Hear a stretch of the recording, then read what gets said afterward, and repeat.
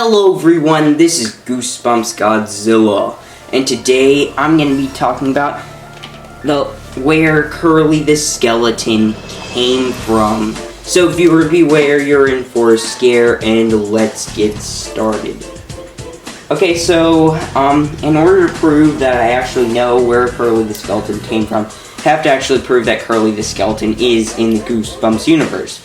Which really isn't that hard though, so I'm not going to spend too much time talking about this, but the fact that he's appeared with other monsters in Goosebumps Horror Town, you know, and all that stuff. So, also he's in, you know, with the other Goosebumps monsters in the Disney attraction from the 90s.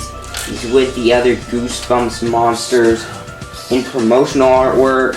So yeah, it's safe to assume Curly the Skeleton is in the Goosebumps universe. And so I thought because of this, I could find some new information about Curly the Skeleton. And mainly I've been focusing on trying to figure out Curly the Skeleton's identity as a human, if he's been in any other Goosebumps books. But I happened upon this new theory.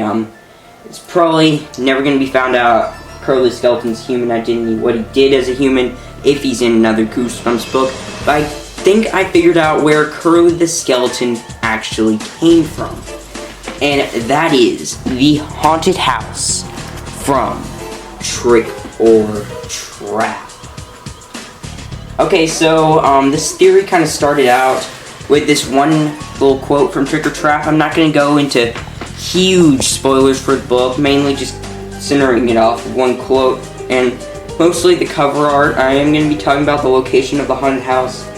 So, I don't know, maybe you should turn back. I don't really think so.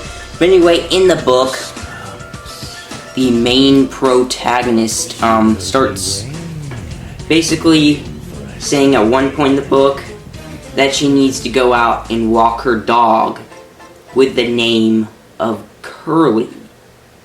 And so, of course, the dog is not Curly, since Curly is a human-ish thing. He's a skeleton, which kind of means he's humanish, but he's not a dog, obviously. And no one would walk a skeleton man.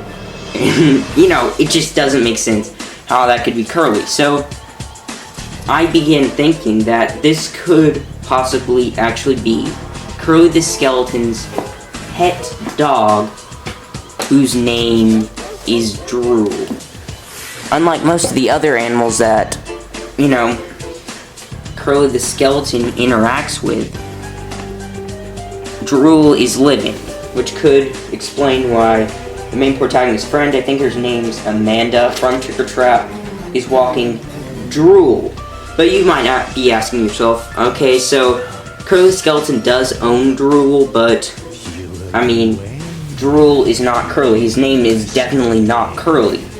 But it almost was, actually. So, back during the 90s, when Drool was first appearing along with Curly and stuff like that, he had really no name. But then, the Goosebumps fan club newsletter people asked people to submit names for Drool, and Arlstein would pick it out. And so, they sent out the results in sort of like a newsletter article sort of thing. And the name Drool was picked out, but one of the runner-ups was actually Curly Jr. So, possibly, just possibly, the main protagonist, not the main protagonist's friend named Amanda in Trick or Trap, named Drool Curly Jr., possibly, or just Curly. It's a possibility. I'm not really sure about that, but things would make a lot of sense if he is Drool. So, one big piece of evidence is not really evidence, but if Drool is in Trick or Trap and he's the one that the main protagonist's friend refers to as Curly, there's not that much evidence to prove it, and not that much evidence to disprove it, but I don't know, it's just theory. But if this is the case, then Curly the Skeleton could possibly be in that haunted house in the Trick or Trap book. Because we kind of see in the cover art to...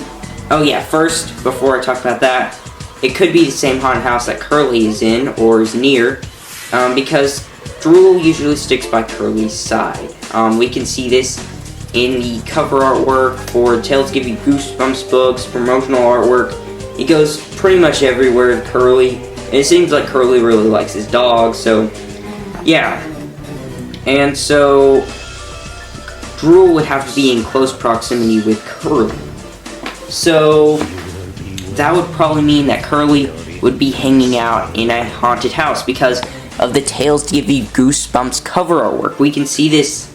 Curly is sort of in a haunted house.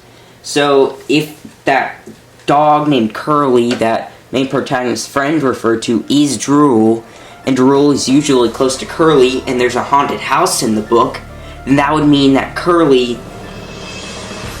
is probably going to be in that haunted house, and that's the haunted house we see in the cover artwork to Tales to Give You Goosebumps. And make a whole lot of sense how Curly the Skeleton can go from a haunted house, as we can see in Tales to Give You Goosebumps artwork, to a graveyard. Because in Trick or Trap, there's a haunted house, and very, very, very close to it is a graveyard.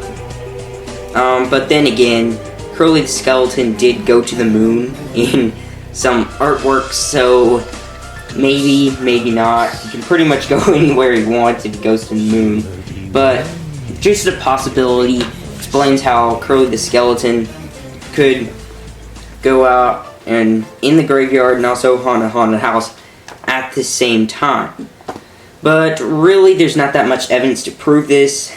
But there is further evidence, like the fact that Curly the Skeleton became, for the first time, a playable character in Goosebumps Horror Town during a Trick or Trap event, which could mean that he's in the same area. And also the fact that in Trick or Trap, the Halloween bag that we see right here has a hole in it and candy's pouring out. And then we see in the Still More Tales to Give You Goosebumps artwork, there's a hole in a trick-or-treat bag and candy's coming out. It's obviously not the same one, but it's kind of ironic, you think? And also, more added evidence is the fact that Curly the Skeleton hangs out with other supernatural beings. We can see this multiple times. He hangs out with a whole lot of other supernatural beings in cover artwork, like he hunts skeleton frogs and stuff like that. A whole lot of stuff, and just other supernatural beings. And so there is a theory I learned from my Goosebumps fans video on 12 Screams of Christmas that the haunted houses in Trick or Trap, 12 Screams of Christmas, Zombie Halloween, and the Haunter are all the same haunted house. And if that is the case, then that would explain how Curly Skeleton is going ice skating with a mummy in some like promotional artwork or calendar artwork. So yeah, that's pretty much the end of my theory. Not that much evidence, I would say, to prove it, but it is a pretty cool theory. And if it's real, that'd be really awesome. How it's this Curly Skeleton is from the same haunted house in Trick or Trap. But tell me what you guys think in the comments section below. Do you think this is where Curly the Skeleton is from, or has been, or anything? Just tell me what you guys think in the comment section below.